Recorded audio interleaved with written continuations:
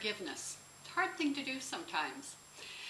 I've had a couple of experiences this year that have made me rethink how rigid I am in my ability to forgive or not to forgive.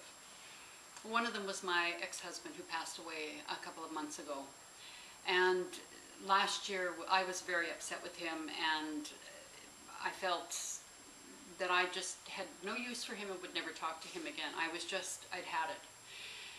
And I never thought, ever in a million years, that I would come to the point where I would forgive him and that I would embrace him again as a friend. And it was interesting because before he passed away, he had gone into palliative care, and he called me 2 days after he'd been in there, and he said, "Why haven't you come to visit me?" And it shook me up, because I thought, well, you don't even like me. Why would you want me there?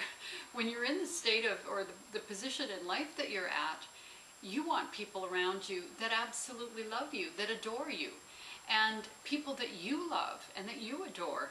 Why would you want me there? You don't even like me.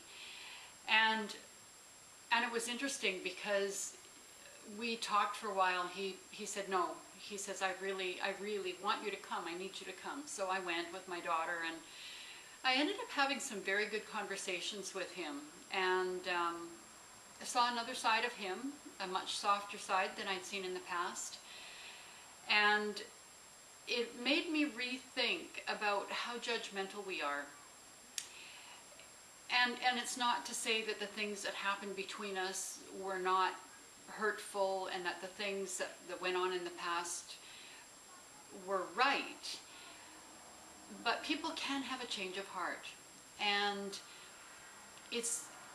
I think it's really important to look at people as worthwhile, no matter what. Certainly, you never want someone to experience pain. If you're a good person or a kind person, you never want to see people experience pain. And I think for him, the emotional pain that he was going through towards the end was an awakening that he had to how many people he had actually hurt, and some of the things that he had done. And he was very, very frightened about dying.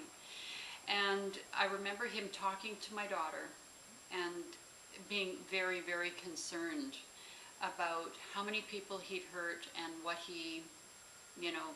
the legacy that he was leaving behind.